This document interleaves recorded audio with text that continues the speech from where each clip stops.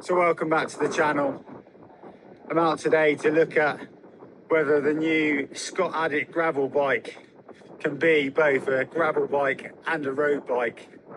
This is the Syco-list. Let's get on with it.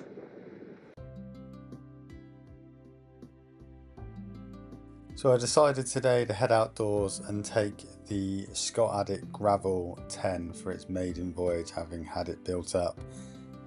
Obviously a lot of people have commented about the Scott Addict Gravel 10 not being fitted with SRAM. The reasons for that is because I got the frame set and decided, as I wanted to use it as also a road bike, to fit it with 105 Di2 group set. So it's maiden voyage today. I took it out as a gravel bike with its 45mm tyres fitted and decided that I'd head out to some local gravel trails, some country roads and put it through its paces. Overall, bike handled exceptionally. The little details that I've added, like the different stem and bar combination to make it cleaner and tidy at the front end with the concealed cables, really makes it neat and tidy when out riding on it. I couldn't believe how well it handled. Stability, comfort, the power I could put through the pedals and the way the bike held the loose gravel was amazing. The 105 group set didn't let me down.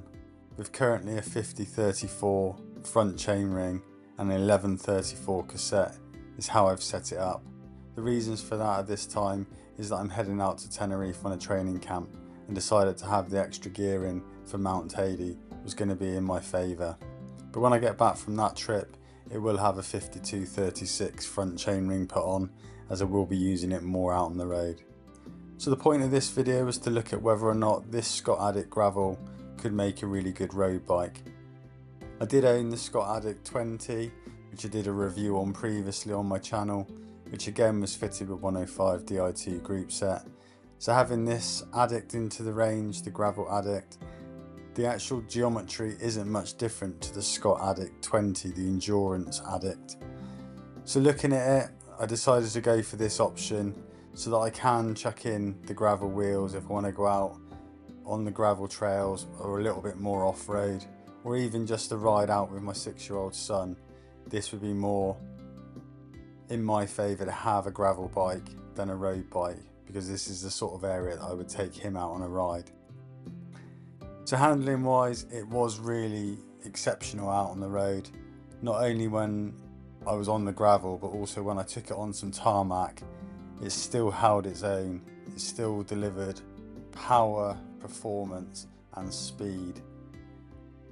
The setup I've done, I've taken it from my Scott Foil RC10, so all the seat setup and bar and everything is set up the same, following my bike fit with Dean from Bike Fit Swindon. So all in all, first voyage out on it, I was really impressed with it as a gravel bike. Obviously that's what it's designed for. The group set makes it slightly different for me, but again, the train I was on today, the 50-34 front chain set, didn't let me down. I had enough gear in for everything that I was doing, and I look forward to getting it out again on some other country roads in the near future. So we know it can be a superb gravel bike as it's designed for. It's light, full carbon, lightweight, weighs in, currently built like that, about 8.5 kg. So all in all, a really good lightweight gravel bike. But when I get it home in a little while and swap out the wheels, we'll see how good it can be as a road bike.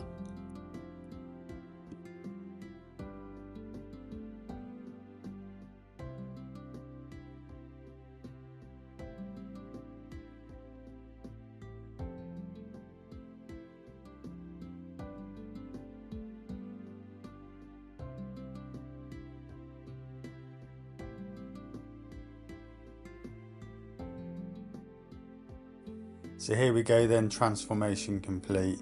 Remove the gravel wheels and I've put in my Syncros Capital 1 50mm carbon wheel set. These are fitted with Goodyear Eagle F1 tyres, which are 28mm, and they fit straight in. As you can see, plenty of clearance from the 45mm gravel tyres. doesn't look that great, not filling the front fork and the rear stays, but all in all, out on the road, it's really hard to notice. So the 28mm Goodyear Eagle F1s on my Syncros carbon wheels were an absolute dream to ride on this bike. The riding position, like I say, is no different to the Addict 20 endurance bike, but with these road wheels in, it made it lighter, and also it made it quicker out on the road. So the short ride I did on it today out on the road wasn't full able to like test the ability of this bike, but I could tell quite quickly that it was going to be really quick bike on the road, handle really well, be able to take those corners, throw it around, and it's responsive to everything you do with it. It's not an aggressive riding position, it's comfortable and enjoyable, and I think I found a new bike that does two things. It can be a gravel bike and it can be an exceptional road bike as well.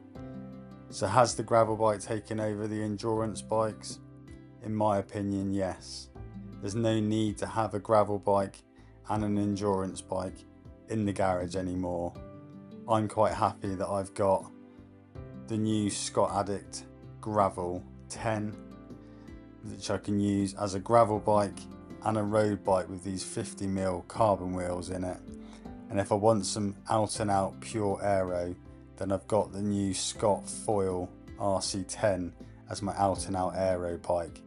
But as a training bike, no doubt this Scott Addict Gravel will be amazing out in Tenerife next month, and I look forward to bringing you some more videos on this exceptional machine as I take it on some new adventures and out on some further road tests. If you've liked this video and you've liked the content, then please do click that like button, click that subscribe button, and I'll see you on the next adventure.